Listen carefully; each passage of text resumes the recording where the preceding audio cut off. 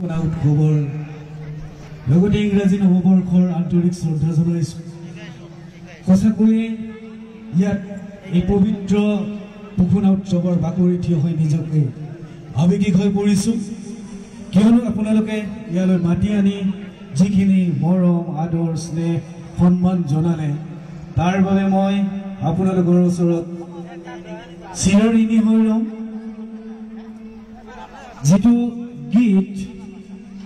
আমি উন্মোচন কৰিবলৈ লৈছোঁ ইয়াৰ অন্তৰালত সোমাই আছে আপোনালোক সকলোৰে চিনাকি এটি নাম এখনি মুখ আমাৰ শ্ৰদ্ধাৰ শ্বহীদ আলী আহমেদ দাদা তেখেতে কৈছিল যে স্থায়ীভাৱে আমাক দেশী গৰিয়া মৰিয়াৰ আমাৰ ইতিহাস বিলাক সামৰি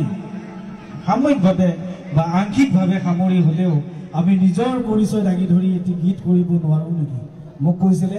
খুব কম সময়ৰ ভিতৰত আপোনালোকৰ ইয়াত এই অনুষ্ঠানটিত আমি উন্মোচন কৰাৰ আশাৰে গীতটি খুব খৰধৰকৈ কাম কৰিলোঁ গীতটো ময়ে লিখিলোঁ সুৰ কৰিলোঁ মোৰ লগত কণ্ঠদান কৰিছে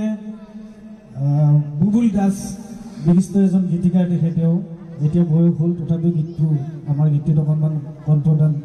অংশগ্ৰহণ কৰিছে ৰেহেনা আৰু ৰেহেনা বেগমে আমাৰ লগত গীতটো গাইছে তেখেতে আমাক প্ৰযোজনাৰ ক্ষেত্ৰত গীতটিত সহায় আগবঢ়ালে পৰিকল্পনা হ'ল আমাৰ শ্বহীদদাৰ লগতে আমাৰ অনাতাঁৰ শিল্পী জিমণি তালুকদাৰ তেওঁ কণ্ঠদান কৰিছে লগতে নৱপ্ৰজন্মৰ এগৰাকী কণ্ঠশিল্পী কৃষ্ণা কাশ্যপ আমি আটাই মিলি গীতটো পৰিৱেশন কৰিছোঁ আপোনালোকে গীতটো শুনক কিবা ভুল ত্ৰুটি থকাটো স্বাভাৱিক আমি ইমান বিশেষজ্ঞ বা সংগীত শিল্পী নহয় ভুল ত্ৰুটি আমাৰ মাজত থাকিবই আপোনালোকে আমাক দিহা পৰামৰ্শ দিব আঙুলিয়াব আমি পিছলৈ আকৌ নিখুঁতভাৱে কৰিবলৈ আমি চেষ্টা কৰিম আৰু গীতটিৰ সংগীত ব্যৱস্থাপনা কৰিলে আমাৰ অসমৰ জনপ্ৰিয় সংগীত পৰিচালক শ্ৰদ্ধাৰ বিজয় ভূঞা ডাঙৰীয়া নামে যাৰ পৰিচয় অসমত এসময়ৰ সন্ধ্যামেনন আৰু বিজয় ভূঞা বুলি ক'লে অসম কঁপিছিল গীতৰ সুৰত তেখেতে আমাক সংগীত ব্যৱস্থাপনাৰ কামখিনি কৰি দিলে তেখেতৰ ষ্টুডিঅ'তে এই গীতটি ৰেকৰ্ডিং হ'ল গতিকে সময়ৰ ওপৰত লক্ষ্য ৰাখি বেছি দীঘলীয়া নকৰোঁ এই গীতটি এই পবিত্ৰ বাকৰিত উন্মোচন কৰিবলৈ মই আনুষ্ঠানিকভাৱে মুকলি কৰিবলৈ আমাৰ শ্বাহনাজ হুছেইন ডাঙৰীয়ালৈ মই মাইক্ৰফোনটো আগবঢ়াইছোঁ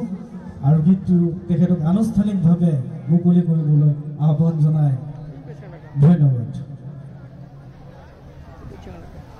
ধন্যবাদ মই এতিয়া এই গীতটি আৰম্ভ কৰাৰ কাৰণে মই আৰম্ভ হৈছে বুলি মই ধৰি লৈছোঁ মুকলি কৰিলোঁ আৰু তেখেতক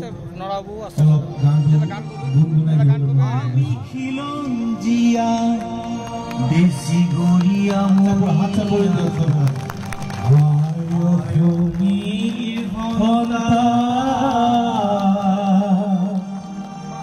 আমি খিলঞ্জিয়া অসমীয়া